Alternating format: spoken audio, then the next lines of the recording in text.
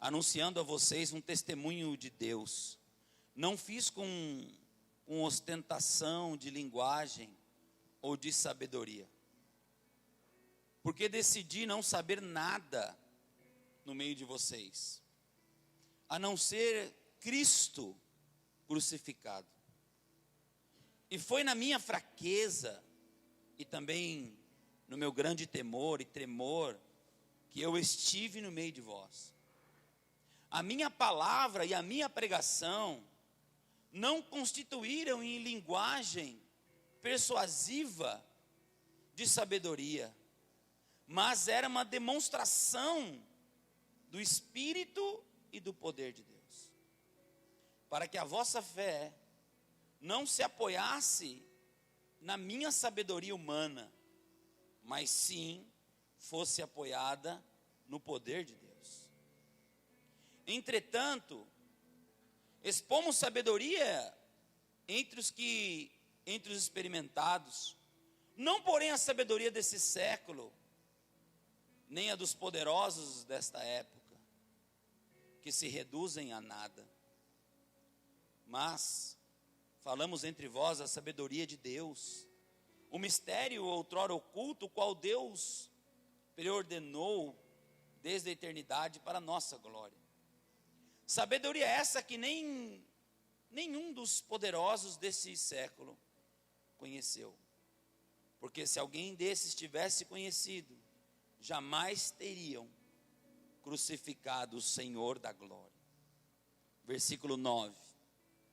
Como está escrito, e eu quero que você frise esse versículo.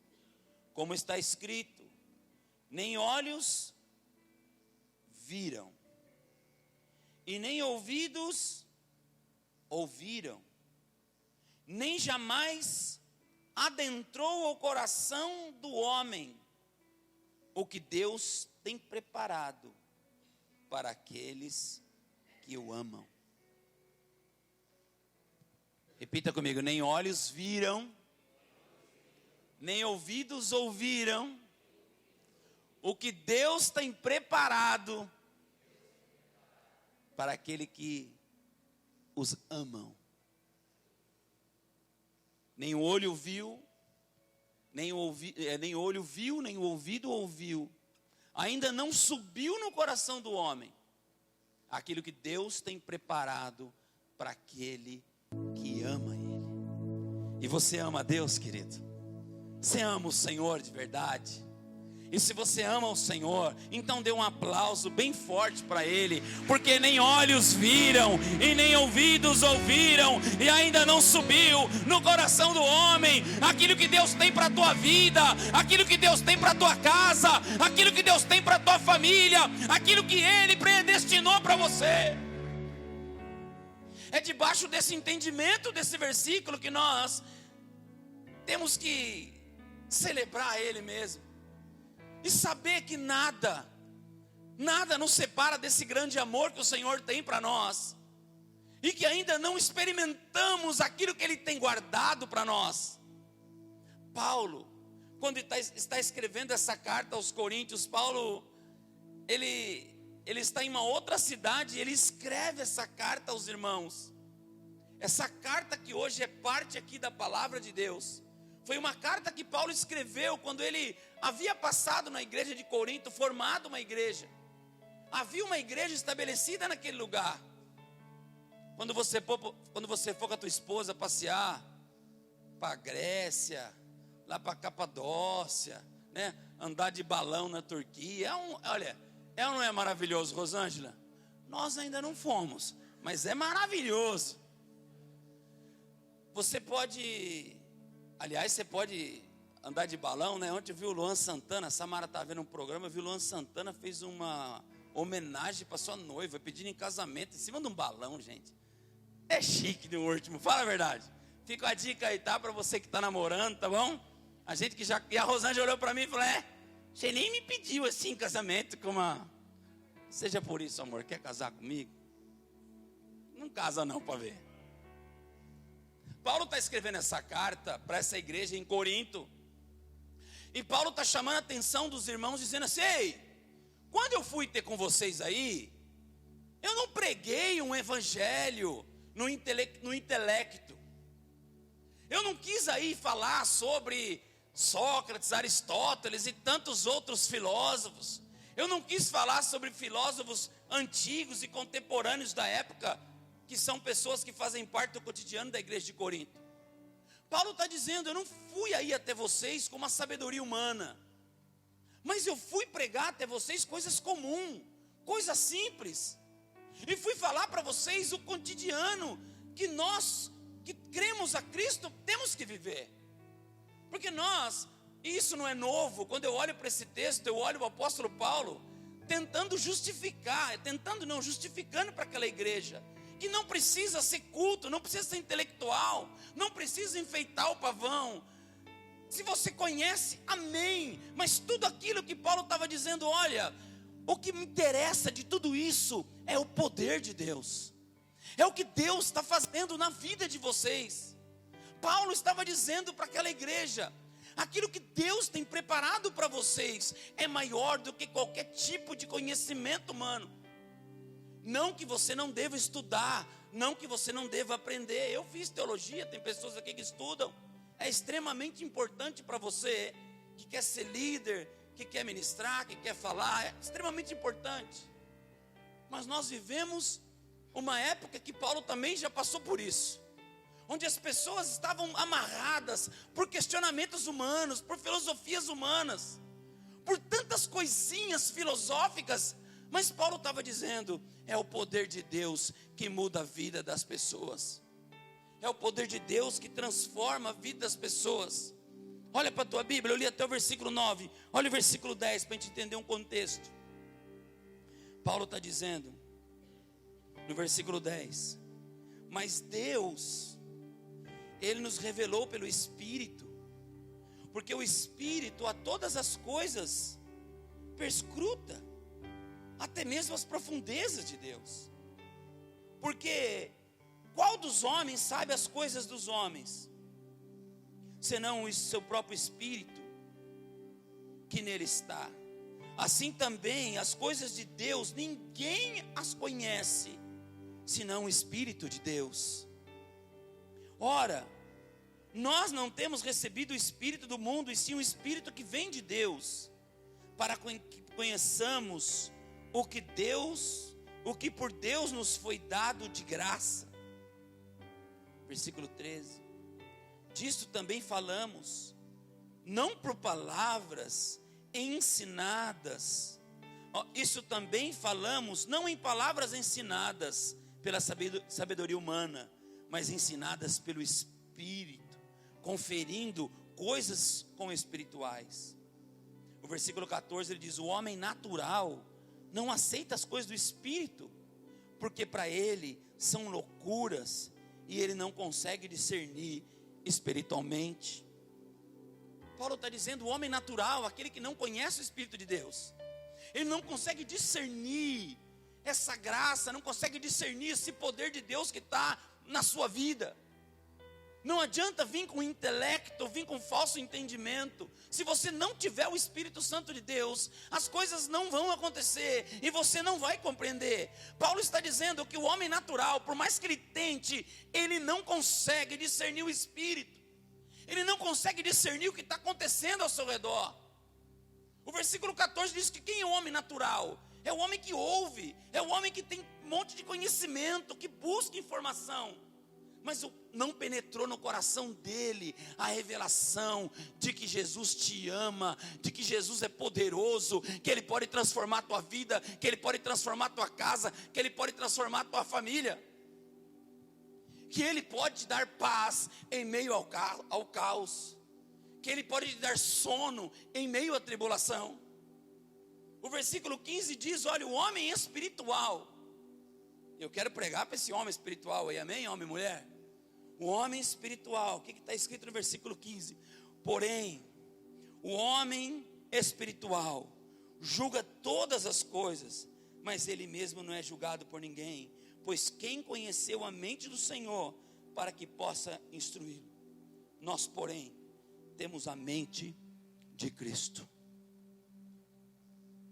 Paulo está dizendo para esta igreja Queridos, não é pela sabedoria humana, mas tem algo revelado nessa palavra, que o seu olho ainda não viu, que o seu ouvido não ouviu, e não subiu no teu coração, aquilo que Deus tem preparado para vocês. E é debaixo dessa fala, desse entendimento que eu quero falar. Sonhar é preciso, caminhar é preciso, acreditar é imprescindível. Esse é o tema dessa reflexão. Sonhar, meu irmão, é preciso sonhar, porque o 9 diz que nem olhos viram, nem ouvidos ouviram. Paulo estava dizendo, é necessário acreditar, é necessário caminhar, é necessário sonhar, é entender o que Deus tem preparado para você, é saber, eu ainda não vi, eu ainda não sei, mas Deus tem algo, e eu preciso me apegar a esse sonho. Existem muitos tipos de sonho. O sonho do padeiro, que é aquele sonho mais gostoso. A Samara, quando ela sai da escola, e ela logo vai ficar gordinha, porque ela sai da escola, se eu for buscar ela, ou a Rosângela, fala, passa na padaria e compra um mini sonho. Ainda bem que é um mini sonho. Tem uma padaria lá perto de casa, e ela passa lá e compra um mini sonho. Todo dia que vai buscar ela na escola, ela compra um mini sonho. Tem vários tipos de sonho. Tem, por exemplo, o sonho recheado com creme. Meu Deus do céu, uma delícia. Tem aquele sonho que você deita, dorme, e você acorda todo suado, acorda preocupado, e olha para tua mulher e fala, olha, eu tive um sonho. Ai, e for um sonho ruim, você já fica com medo, sim ou não? Se for um sonho bom, você já sai alegre também. É o tipo do sonho normal que a gente sonha. Essa semana eu estava num lugar conversando com uma pessoa, e acabei de conversar um assunto, quando eu cheguei em casa, fui dormir, acordei de manhã e tive um sonho sobre aquele mesmo assunto que a gente conversou. Falei, nossa, que negócio interessante, será que é Deus falando? Aí eu fui analisar o sonho, fui olhar o sonho do ponto de vista bíblico. Será que esse sonho, ele é bíblico? Porque eu acredito que no sonho bíblico, mas se você olhar para os sonhos da Bíblia, todos os sonhos tinham dualidade, todos os sonhos. Você quer saber se um sonho é de Deus? Você pergunta para mim, depois que eu te falo, não dá tempo aqui. Um sonho de Deus, você vai comparar ele com a Bíblia. O sonho de Deus, ele tem algum, os sonhos que Deus dá, você está dormindo e você sonhou, quer saber se é Deus? Porque Deus, em vários momentos na Bíblia, pessoas sonharam que Deus queria falar, e não era um sonho que Deus queria falar. Eu acordei e falei, puxa, interessante, será que Deus quer? Fiz o teste com a dualidade da Bíblia, não tem nada a ver. Era porque eu falei do assunto e fiquei pensando. Então tem o sonho que a gente come, tem o sonho que a gente deita e dorme, mas tem o sonho que faz parte da tua vida, que é aquilo que pulsa o teu coração, porque o ser humano não morre quando ele é enterrado, o ser humano morre quando ele para de sonhar. E se você parou de sonhar, meu irmão, por algum motivo, o próprio apóstolo Paulo aqui em Coríntios diz, que os olhos não viram, o ouvido não ouviu, não subiu no coração, o que Deus tem preparado para você. Ouse sonhar, ouse acreditar no sonho que Deus tem para a tua vida, meu irmão. Eu não sei o que Deus tem para você, e eu talvez não tenha na amplitude aquilo que Ele tem para mim, mas eu preciso entender uma coisa, eu preciso sonhar. Volte a sonhar os sonhos do Senhor, porque um dia Deus sonhou, olhou para a terra e mandou o Filho dele, para que ele morresse, como Márcio abriu aqui. Paulo sonhou, e pelo sonho, foi impactado pelo sonho, abriu mão da religião, e se tornou um homem perseguido, mas um homem que viveu pelo Evangelho, que fez a diferença entre o povo gentil. Deus disse para ele, Paulo, a partir de agora você vai pregar para os gentios. Esse era o sonho que Paulo carregava. O que te motiva é o sonho que Deus colocou no teu coração, e o teu sonho pode ser diferente do meu, mas aquilo que Deus colocou no teu coração como um sonho de Deus, busque Ele, querido, acredite nele. Sonhar é preciso, caminhar é preciso, mas acreditar é imprescindível. Quando você tem uma experiência com Deus, você não pode ser a mesma pessoa. Algumas pessoas que passam, eu não vou ler todos os textos aqui, algumas pessoas que a Bíblia nos mostra, que experimentaram os sonhos de Deus na vida dela, que foram impactados por Deus. Essas pessoas tiveram as suas vidas transformadas e impactadas. Você está aqui num domingo à noite, é um sonho de Cristo, querido. Quando Ele morreu na cruz por você, por acreditar que um dia você está aqui. Você está aqui porque há 30 anos atrás, alguns batistas sonharam em abrir um ponto de pregação em Ribeirão Pires. E esses batistas saíram de Suzano, e implantaram aqui alguma casa e chamaram pessoas para pregar. E eu e você fazemos parte de um sonho de alguns irmãos que há 30 anos atrás resolveram evangelizar esse bairro. Onde não tinha nada nesse bairro, não tinha asfalto, não tinha casa, poucas pessoas morando. Mas Deus colocou um sonho no coração daqueles irmãos. E a minha pergunta para você hoje: qual é o teu sonho, querido? Qual é o sonho que Deus colocou no teu coração? Qual é o sonho que pulsa, que faz você acordar na segunda-feira de amanhã? Porque não é o teu salário, querido, não é o teu emprego que faz você acordar na manhã, porque o teu salário pode não existir mais, a tua empresa pode não existir mais, a tua saúde pode não existir mais. Mas você precisa, dentro de você, cultivar um sonho em Deus, para você acordar na segunda-feira e falar: Senhor, eu tenho uma razão de viver. Eu tenho uma razão de acordar de manhã e falar: Senhor, eu vou lutar por aquilo que o Senhor confiou para mim. A pior geração é uma geração que não sonha mais. É uma geração que não acredita mais. É uma geração que parou de sonhar, que parou de caminhar, que parou de acreditar. Jacó, quando ele teve um sonho, e ele teve um sonho que uma escada que subia, e tinha uma escada e anjos subindo e descendo, e ele se apegou àquele sonho, e Deus deu aquele sonho para ele, aquela revelação para ele. A vida dele foi pulsada, foi vivida, foi norteada por aquele sonho. Senhor, eu vou ver os anjos tocando o céu, eu sei que o Senhor está ligando a terra onde eu piso ao céu, eu sei que o Senhor está trazendo as coisas do eterno para a minha vida. E quando ele tem um encontro com Deus no Vale do Jaboca, a vida dele é mudada, a vida dele é transformada. Quando você tem uma experiência com Deus, você não pode ser o mesmo. Paulo era outra pessoa, de perseguidor, de um homem religioso. E o religioso, ele não consegue sonhar, sabe por quê? Olha para mim. Porque o religioso só vive criticando pessoas. O religioso está sempre encontrando um defeito em alguma coisa. O sonhador não está preocupado. Aquele que sonha não está preocupado com os problemas, com os defeitos das pessoas. Ele tem o sonho, e quem tem o sonho tem um alvo. E se você prossegue para o alvo, o próprio apóstolo Paulo diz: eu prossigo para o alvo. Em Filipenses, quando eu olho para esse versículo, eu lembro de uma mãe fazendo um bolo, quando olhos não viram, nem ouvidos, nem subiu no coração. Quando a mãe está preparando um bolo, eu vejo a Rosângela faz cada bolo. E quando ela está preparando o bolo, eu vejo a Samara e ela fica olhando o preparo do bolo. E os olhos já estão vendo aquilo que está sendo preparado. Depois entra o cheiro, quando aquela massa vai para o forno, e ela sente o cheiro. Você está ali na sala e você sente o cheiro que invade a casa, e você sabe que tem coisa boa vindo aí. Aí às vezes você esquece, vai lá para o quintal, esqueceu do cheiro, esqueceu do que viu. Aí está lá no quintal e a mãe dá um grito: ei! Os ouvidos ouvem: ei, o bolo está pronto, vem! E você tem aquela experiência de poder comer, de descer para dentro de você. Mas Paulo está dizendo ao contrário: olha, você não desceu ainda, não entrou ainda, você não viu ainda o bolo, você não sentiu o cheiro, você não viu ainda alguém gritar: vem, está pronto. Paulo está dizendo: ainda você não tem experiência de ver, nem de ouvir, nem de sentir, mas guarda o teu sonho, porque ele vai acontecer no Senhor. Ainda que ninguém viu, ainda que ninguém acredite em você, meu irmão, acredite no sonho que Deus deu para você. Um rapaz, filho da 4ª geração de pastor, muito bem próspero, e ele caminhando também para ser pastor. E o pai, ele era um pastor, mas era empresário, e deixou para ele 2 empresas no Rio de Janeiro. E ele cuidou dessas 2 empresas durante um tempo.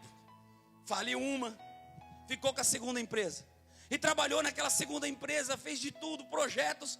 Faliu também aquela 2ª empresa. E todos os projetos que aquele filho tentava fazer, que aquele rapaz tentava fazer, O rapaz não conseguia desenvolver porque dava tudo errado. Um dia ele encontrou um amigo, o amigo veio de fora para cá e veio na cidade dele e começou a conversar com ele. E ele foi tão detalhista no amigo. Ele estava frustrado, desanimado, porque o sonho não estava dando certo.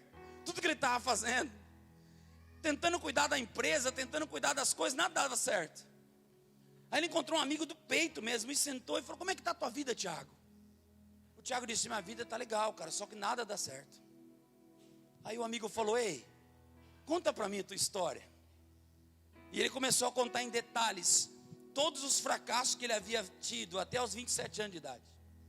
Tudo havia dado errado, quebrado, nome sujo, sujou o nome do pai, sujou o nome do avô que era pastor, fez uma lambança, pegou dinheiro dos irmãos da igreja, estava enrolado. Ele contou todos os detalhes para essa pessoa.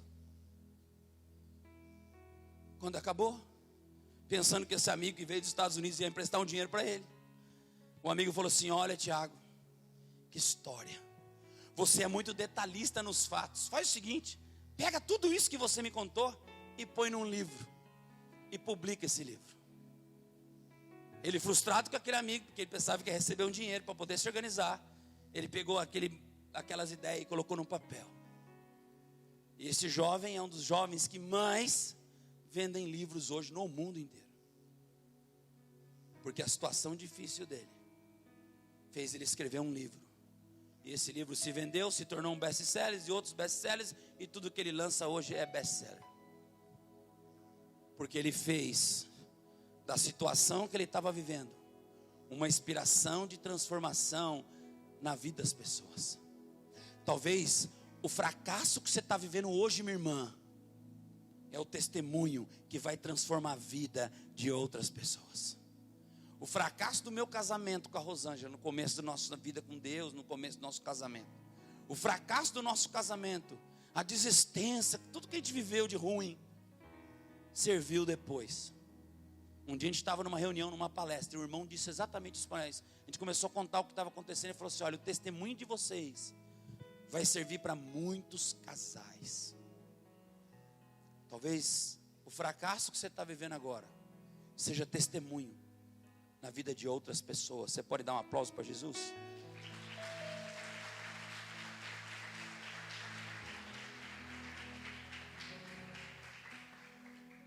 O grande sentido da vida, meu irmão, não é aproveitar as oportunidades para você se dar bem, mas o grande sentido da vida está em aproveitar as oportunidades para mudar a vida de outras pessoas. Fala de novo. O segredo da vida não é você aproveitar todas as oportunidades para você se dar bem, mas é aproveitar as oportunidades para transformar a vida de outras pessoas. Isso também é sonhar, querido. É transformar a vida de outras pessoas. A melhor idade de uma pessoa é quando ela deixa de completar anos. Falei isso para minha esposa esses dias. Eu tirei a mulher e coloquei pessoa. Rosângela, a melhor idade de uma mulher é quando ela deixa de completar anos e passa a completar sonhos. Aí eu tirei a mulher e coloquei para todo mundo. A melhor idade, eu ouvi essa frase, achei linda, passei para a rua. A melhor idade na vida de uma pessoa é quando ela deixa de completar anos e passa a completar sonhos. Quantos anos você tem, meu irmão? 40, 50, quero dizer para você, essa geração nossa aqui, você viu o técnico do Flamengo, quantos anos tinha? Tem, né? Quantos anos? Quantos anos tem Jesus, Jorge? 60 e poucos anos. Hã? 66? 80? Não pode ser, também não. Haja coração. O Galvão Bueno, que tem metade lá com a namorada de 20 e poucos anos, quase morre. Você tem muita coisa para viver em Deus ainda, amém? Você que é novo tem muito, mas você que já está na idade dos 50 que eu estou chegando, ei, tem muita coisa para a tua vida. Segundo lugar, eu disse para você que sonhar é preciso. Fala comigo, sonhar é preciso. Hoje eu vou fazer você levantar da cadeira, não literalmente, mas no espiritual. Amém, queridos? Sonhar é preciso, mas caminhar é preciso. E tenho 2 versículos que eu queria que você lesse. João capítulo 1, versículo 12.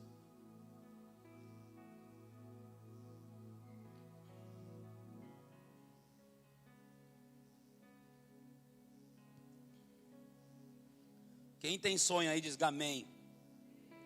Agora tem, mas não sabe, diga amém. Quem tem sonho, diga amém. O Ricardo não vale, porque tem muito sonho lá na padaria, a praça. Ó, quem tem sonho, diga amém.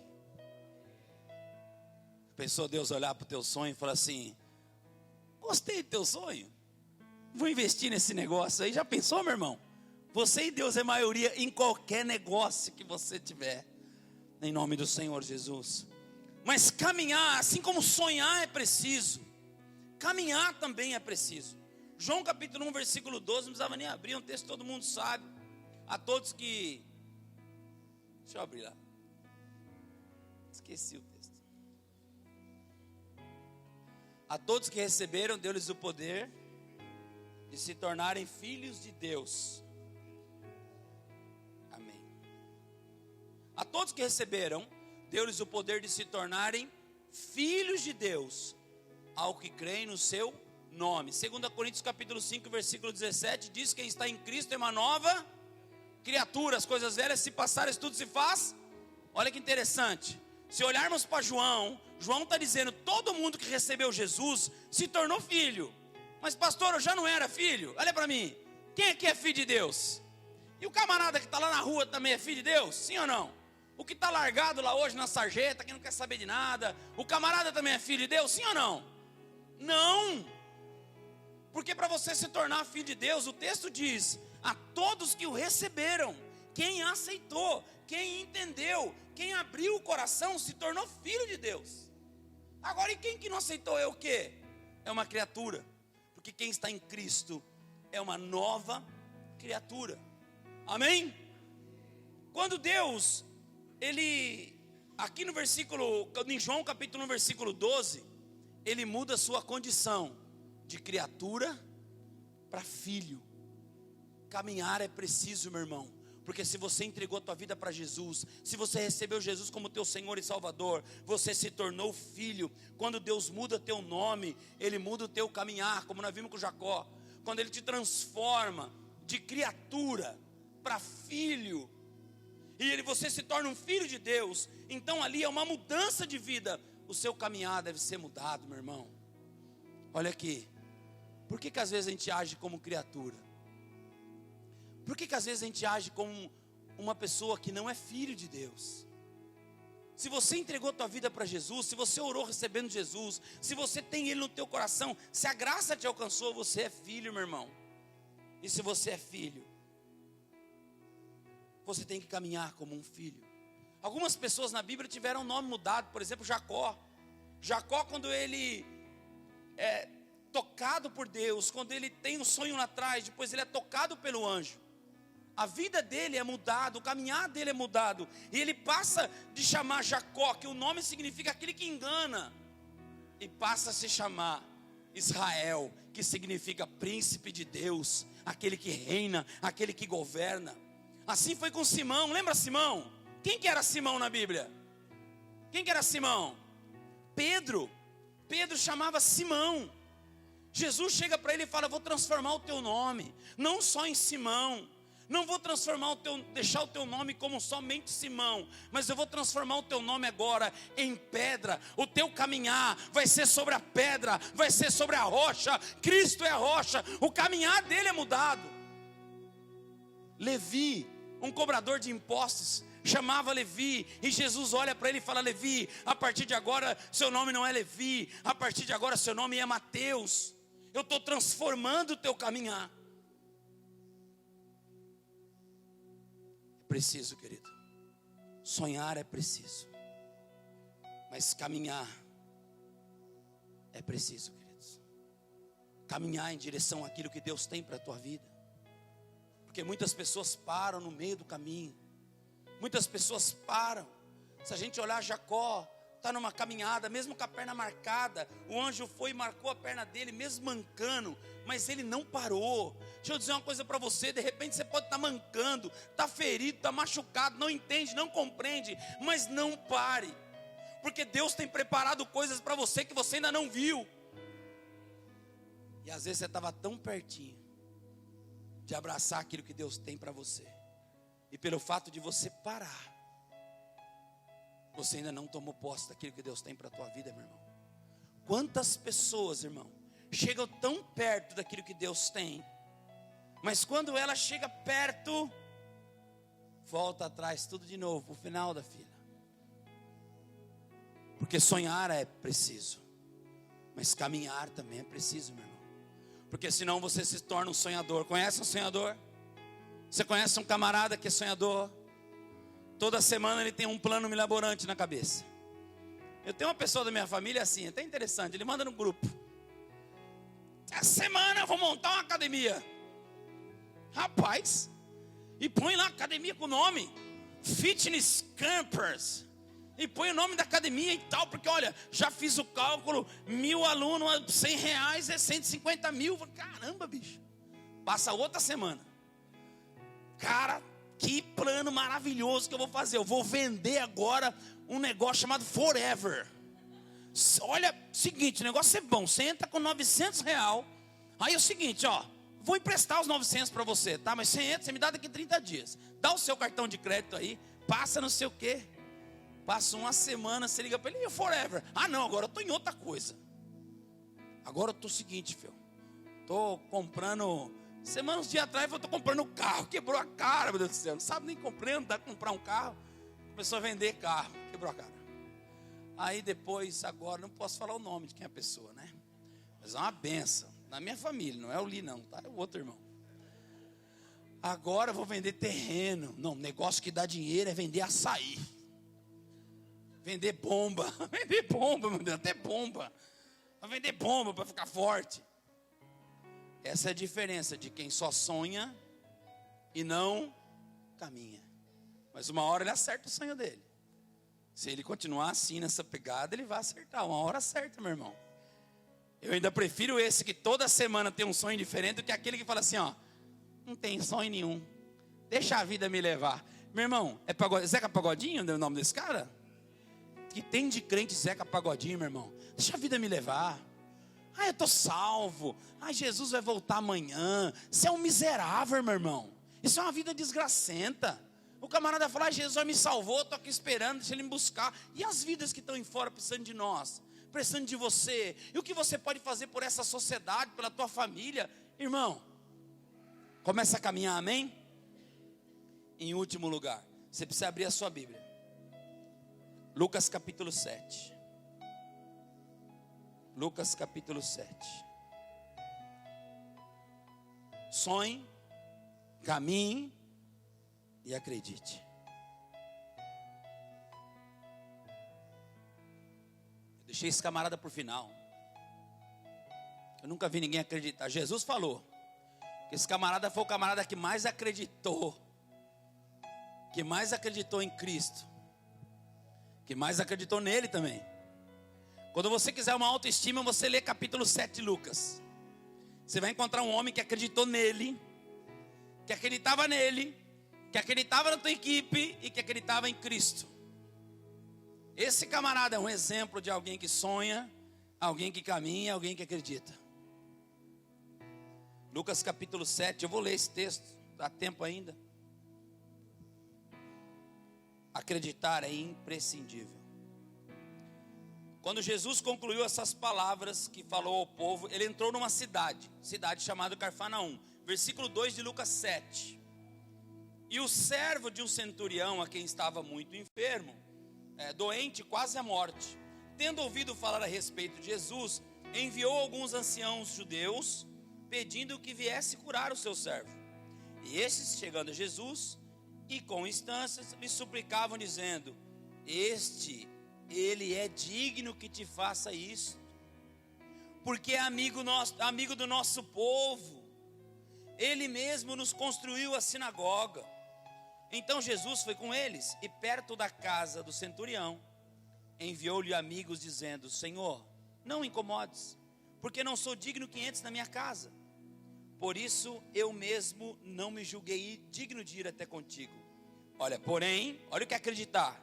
Porém manda com uma palavra e meu servo será curado. Porque eu também sou homem sujeito à autoridade, tenho soldados, as dou as ordens. E digo a este vai, ele vai, e digo a este vem, ele vem. E digo a meu servo faz, e ele faz. Ouvindo essas palavras, admirou-se Jesus dele. Voltando-se para o povo que o acompanhava, disse: eu vos afirmo que nem mesmo em Israel achei fé como a fé desse centurião. Olhe para mim, queridos. Olha, quando nós falamos de sonhar, quando nós falamos de caminhar, e quando nós falamos de acreditar, nós encontramos na palavra de Deus um homem. Qual era o nome desse centurião? Esse lado aqui, os mais conhecidos de Bíblia. Como era o nome do centurião? Teólogo, pastores? Davi, qual era o nome? Quem lembra do nome do centurião? Jô quê? Também não sei. A Bíblia não diz o nome desse camarada, mas presta atenção.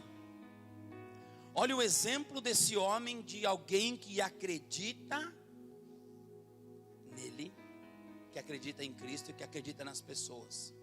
O centurião, querido, esse camarada, ele era um soldado romano que estava em trabalho, enviado pelo imperador, enviado por Roma, para trabalhar naquela cidade de Cafarnaum.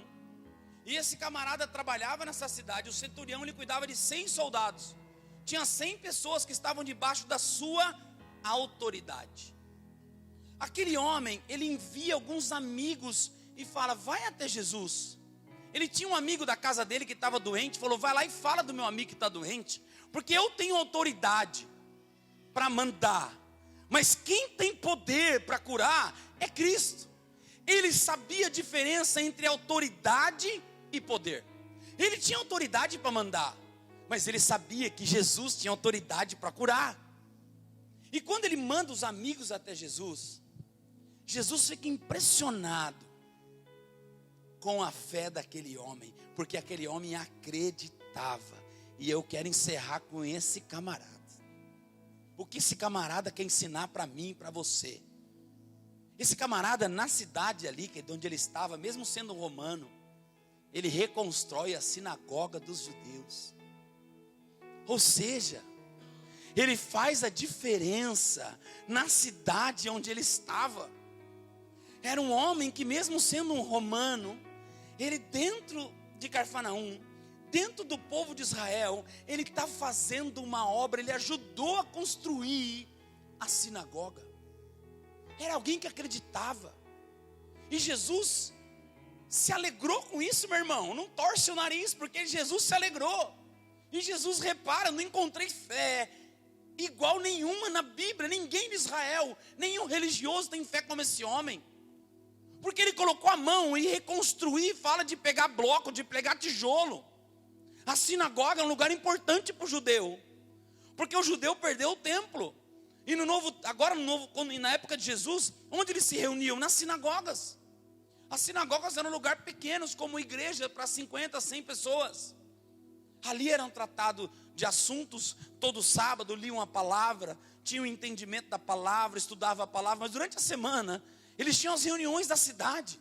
Era um lugar comum, onde a comunidade ia participar. Esse homem, que a Bíblia não diz o nome, ele faz a diferença onde ele está inserido, querido.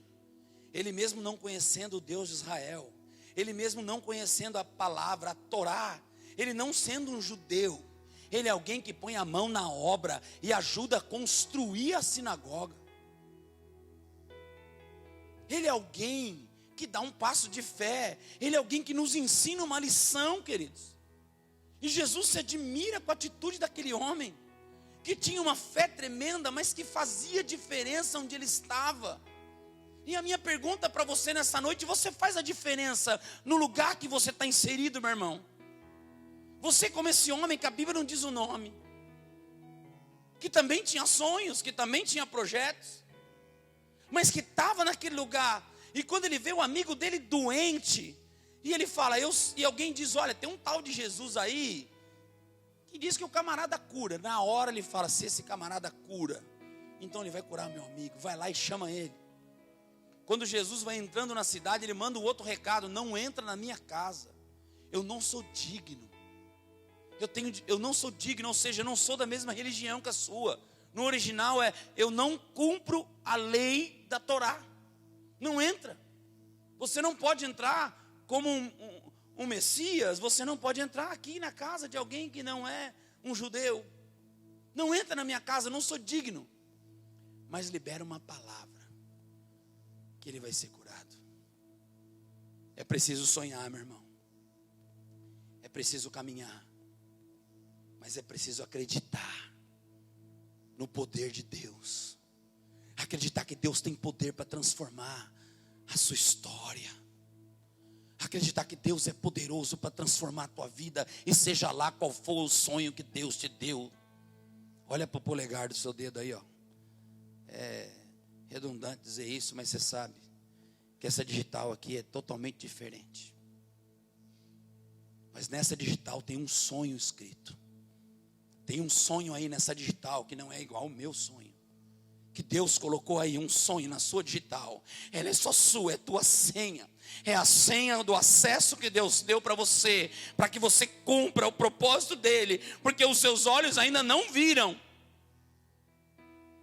Você ainda não ouviu a voz de alguém dizendo: ei, aconteceu. Ei, chegou. Você ainda não ouviu essa voz. Ainda não subiu no teu coração. Sabe o que é subir no teu coração? É você poder, a alegria de você ver, aconteceu.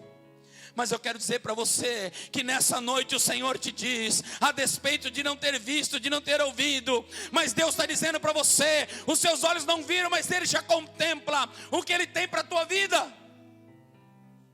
Ele já contempla esse sonho na tua vida, meu irmão. Por isso caminhe e acredite. Quando eu olho para esse homem de Cafarnaum, para esse centurião, ele me dá um exemplo de atitude. Quando a graça de Deus nos abraça, meu irmão, e é maravilhoso a graça de Deus nos abraçar, é maravilhoso o evangelho entrar em nós, porque quando o evangelho é entre nós, tudo se fica pequeno, nada mais importa. Mas aquele homem entendeu que ele tinha que fazer a parte dele aonde ele estava. Enquanto não acontece, querido, o teu sonho, enquanto o teu sonho que Deus colocou no teu coração não acontece, você pode ajudar a realizar sonho na vida de pessoas. Eu não sei qual eram os sonhos daquele homem de Cafarnaum, qual eram os sonhos do centurião. Se ele sonhava voltar para Roma, se ele tinha um sonho de ser um imperador. A Bíblia não diz qual era o sonho dele, mas a Bíblia diz que ele mudou o sonho de muitas pessoas, que ele realizou o sonho dos judeus de construir a sinagoga, que ele realizou um sonho de um amigo de viver mais um pouquinho. Enquanto não acontece na tua vida, faça na vida de outras pessoas. Curva a sua cabeça.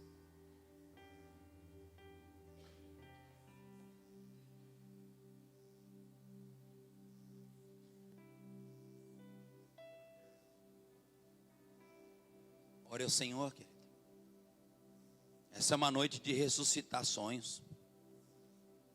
Não vem com essa bobagem para cima de mim não, que é uma mensagem motivacional. Estou pouco ligando. É a palavra de Deus para a tua vida, meu irmão. Ouse a ressuscitar sonhos que Deus colocou no teu coração. Porque se você não viver um sonho, você não vai parar em lugar nenhum. Você não vai parar em empresa nenhuma. Você não vai parar em lugar nenhum, querido. Você nunca vai chegar a lugar nenhum. Porque você precisa ter um sonho, mas você precisa caminhar. É noite de você sair hoje. Não literalmente, mas espiritualmente entender. Sair dessa cadeira, sair desse lugar e falar: Senhor, Eu sei que o Senhor colocou esse sonho no meu coração. Eu sei que é o Senhor que revelou a mim, Pai. Não foi homem, não foi ninguém. E talvez as pessoas não compreendam, talvez eu mesmo não compreenda. E se você disser o seu sonho aqui, alguns vão dar risada de você. E alguns não vão compreender. Porque um dia Ana também estava diante do sacerdote. Ana chorava. Porque Ana tinha um sonho de ter um filho. E Ana estava ali chorando, sendo humilhada pela Penina, pela amiga dela. Porém, querido, ela chorava e o sacerdote não compreendeu. Ela tinha um sonho, mas naquela noite, aquele choro, ela diante de Deus, ela falou: Senhor, eu vou sonhar o teu sonho. E ela falou: Senhor, se esse sonho acontecer, se o Senhor me der um filho, eu coloco ele no teu altar, eu entrego ao Senhor. E ele mudou a história da nação de Israel. Talvez seu sonho esteja muito longe, meu irmão, porque você está agarrando ele para você. E às vezes o sonho não acontece porque você se prende tanto a ele, meu irmão. Mas você não dá um passo para mudar. De repente chega a hora de você falar com Deus e falar: Senhor, eu estou entregando ao Senhor. Eu estou entregando ao Senhor esse sonho. Se ele se realizar, a minha vida vai ser entregar para o Senhor. Se ele se realizar, Senhor, o Senhor sabe do meu coração, ele vai ser tudo teu. Eu vejo homens nesse lugar, querido, com sonhos, sonhos que podem mudar a história dessa nação. Eu vejo mulheres nesse lugar com sonhos transformadores. Mas não deixa tu achar que você é pequena demais para sonhar o que Deus tem para você.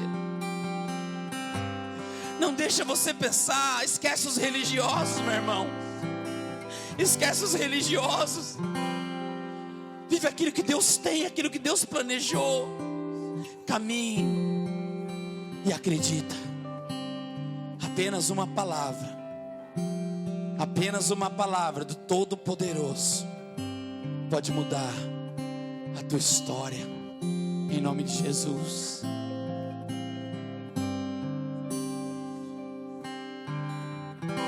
Preciso de algo profundo, preciso de algo eterno, cansado do vazio do mundo. Preciso de algo